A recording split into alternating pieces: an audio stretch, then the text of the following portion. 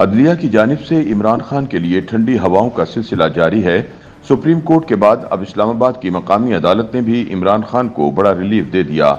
اسلام آباد کی district and session عدالت نے غیر شرعی نکاح کیس میں بانی پی ٹی آئی عمران خان اور ان کی اہلیہ بشرا بی بی کی سزائیں کالعدم قرار دے کر ان کی فوری رہائی کا حکم دے دیا۔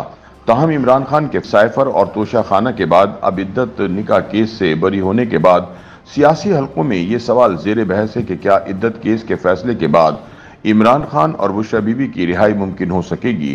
خیال رہے کہ اسلام آباد کی مقامی عدالت نے بانی پی ٹی آئی اور بشرا بی بی کے خلاف دوران عدت نکاح کیس میں سزا کے خلاف اپیلیں منظور کر لیں۔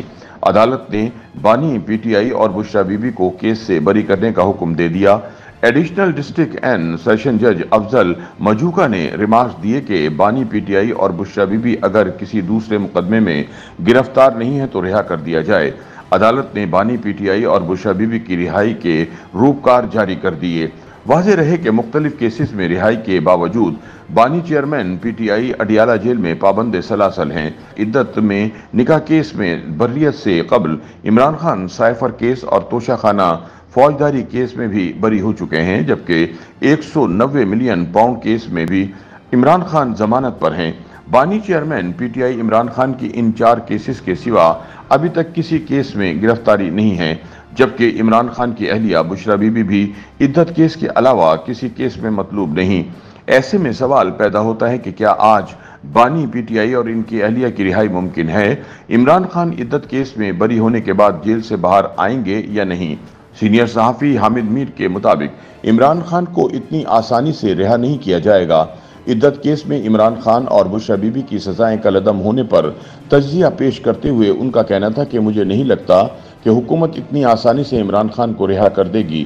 بظاہر تحریک انصاف کے رہنما یہی دعویٰ کر رہے ہیں۔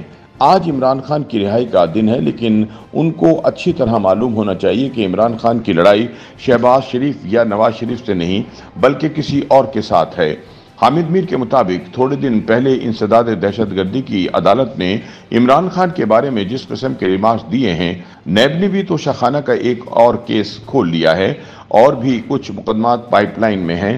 اس طرح عمران خان کو ہر صورت اندر رکھنے کی کوشش کی جائے گی۔ حامد میر کے بقول میں کل سپریم کورٹ کے فیصلے کے بعد توقع کر رہا تھا کہ اب شاید پاکستان میں اداروں کی محاذرائی کم ہو جائے گی، لیکن جو کل فیصلے کیے گئے ہیں اس میں مجھے یہی پتہ چلا ہے کہ سپریم کورٹ کے فیصلے پر حکومت کے پاس عمل درآمد کے علاوہ کوئی دوسرا راستہ نہیں ہے۔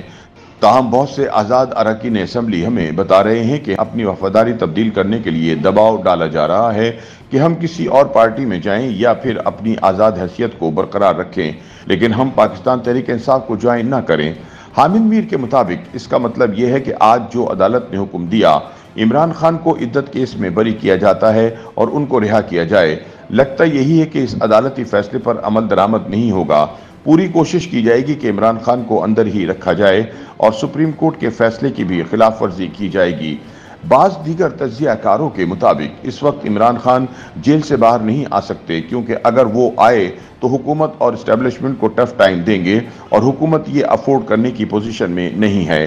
بعض ماہرین کا کہنا ہے کہ اگر عمران خان کے خلاف یہ کیسز ختم بھی ہو گئے تو بھی نئے کیسز بنا کر انہیں جیل میں ہی رکھا جائے گا۔